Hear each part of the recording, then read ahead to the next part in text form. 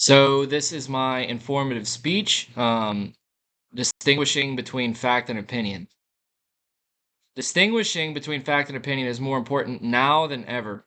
Over 45% of Americans struggle to tell the difference between facts and statements of opinion. Partisan bias, such as Democrat versus Republican, appeared to be a major factor clouding people's decisions. This is extremely worrying considering that not only the society that we live in has a democratic government where the populace is responsible for choosing the leader, but also because we live in the United States of America, whose leader is arguably one of, if not the most influential people in the world. We don't have the luxury of being misinformed. How can we trust the decisions that we make if we can't trust that the knowledge we have retained is concrete fact and not just someone's biases?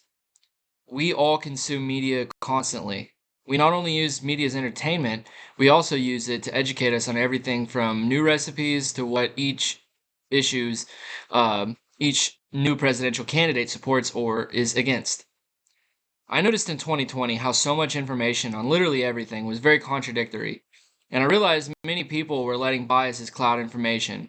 And now I do my best to seek truth instead of opinion.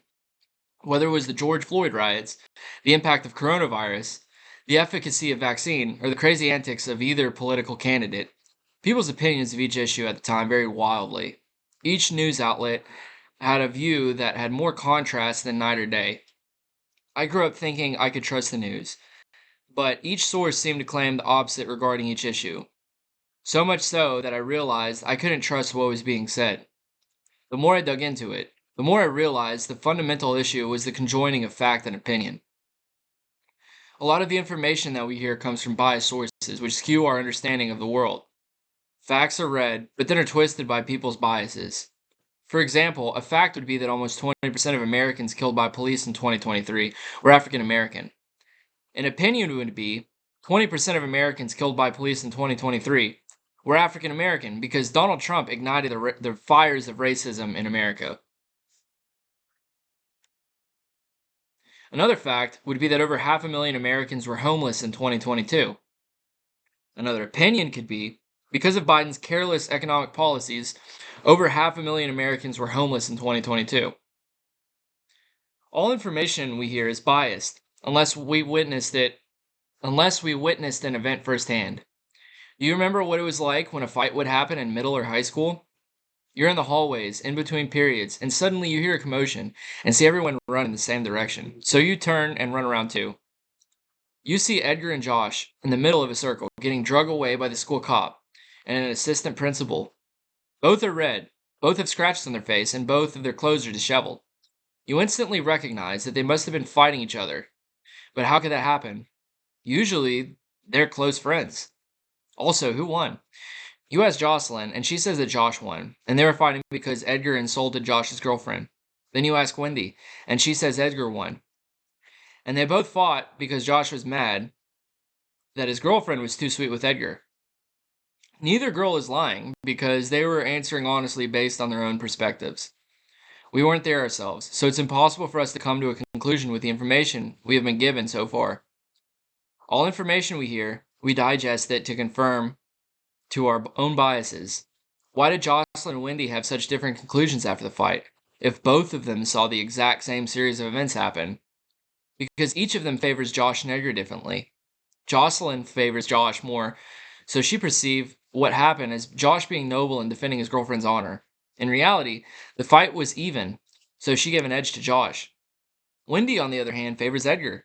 She perceived that Josh's girlfriend was probably being too sweet with Edgar since she likes him herself, and also gave the edge to Edgar in the fight.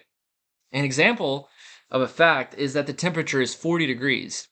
An opinion is that 40 degrees feels cold. The scenario I gave, along with many scenarios in the real world, is in reality very gray. Truth being told, what happened was that Edgar has always had a secret crush on Josh's girlfriend, but respects their relationship. Josh has always sensed that Edgar liked his girlfriend, causing him to be insecure.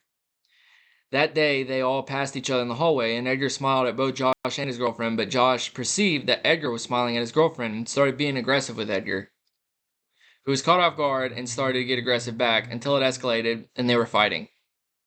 We must be very careful to determine whether the information we hear is a fact or if it is an opinion because getting them mixed up can result in the spread of misinformation. The example I gave of Edgar, Josh, and Jocelyn, and Wendy is relative to every spectator of every event that happens in the world. People give their opinions on what happened, but that doesn't mean it's a fact.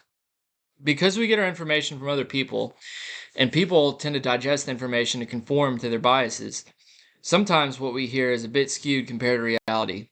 This difference can be compounded by each person sharing it to the next person, similar to the telephone game, causing misinformation. Make sure when you hear something to ask yourself, is what I'm hearing fact or is this someone's opinion? Especially if it's something that pushes a narrative that the person is known to follow.